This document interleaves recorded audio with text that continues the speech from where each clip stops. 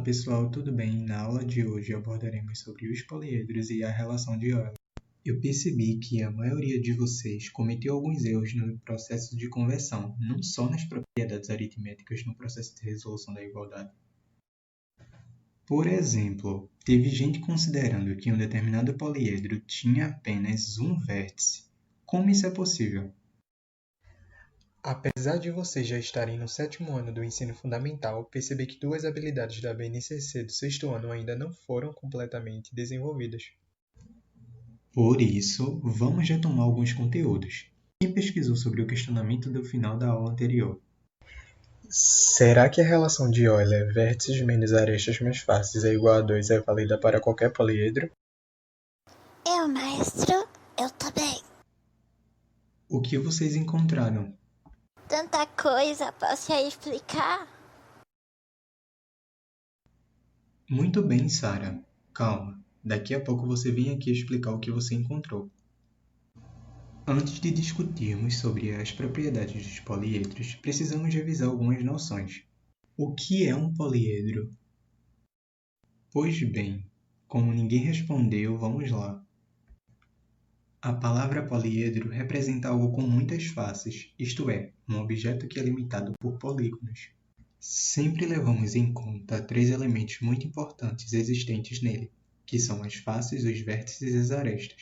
Mas não podemos simplesmente resumir a isso, pois os poliedros seguem duas regrinhas. A primeira é que cada aresta é comum a dos polígonos, e a segunda é que não existem dois polígonos no mesmo plano de um poliedro.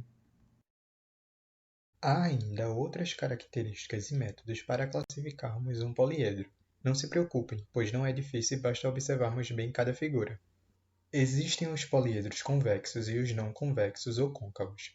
Para classificar um poliedro em um desses dois, basta imaginarmos um plano cortando cada parte das faces do poliedro. Se obtivermos uma figura em um lado do plano e outra figura no outro lado do plano, temos um poliedro não convexo ou côncavo. Já se obtivermos apenas uma figura de um lado e o outro lado do plano vazio, temos um poliedro convexo. Ficou difícil? Então olhe essa figura onde utilizei um plano azul para recortar dois poliedros e me diz se não ficou mais fácil de compreender. Uau, prof, ficou mais claro. Há ainda uma coisinha bem interessante nomeada sólidos platônicos, é que os sólidos convexos podem ser regulares ou não. Dizemos que são regulares quando os polígonos das faces de um poliedro são regulares e congruentes.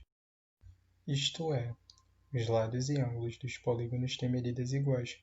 Os 5 sólidos platônicos são os únicos poliedros convexos regulares. Prof, eu percebi que além de para os poliedros platônicos, podemos usar o teorema de Euler para os primas e as pirâmides. Sim, Sara, mas e essa palavrinha aí, teorema, o que significa? Vou pesquisar. Na matemática, um teorema é uma afirmação que pode ser dita como verdadeira a partir de outra já demonstrada, como outros teoremas ou axiomas. Correto! Se não fosse a tecnologia, hein? Deixa eu apresentar agora que eu encontrei sobre as primas e as pirâmides, prof. Pode vir, Sara. Além de tudo que o mestre falou, temos outros dois tipos de poliedros bem conhecidos, chamados de primas e pirâmides, certo? Mas são tão conhecidos que o que não é prima nem pirâmide a gente chama de outros. Mas isso não significa que os outros poliedros não sejam importantes, é que são tão únicos que são difíceis de darmos uma classificação. A diferença entre os dois é que primas têm duas bases em formato de polígono, enquanto pirâmide tem apenas uma e vai afinando. Excelente! E ainda há classificações para os prismas e as pirâmides. Você saberia dizer, Sara? Sim, pois estudei muito. As pirâmides podem ser classificadas pelo polígono que está na base. Então temos a pirâmide triangular, quadrilátera, pentagonal, hexagonal, octagonal. Além disso, nem todas as pirâmides são retas, algumas são oblíquas, que é quando a projeção dos vértices não coincide lá no centro da base dela. Os prismas também não ficam de lado, igual as pirâmides, podemos classificá-los pelos polígonos da base.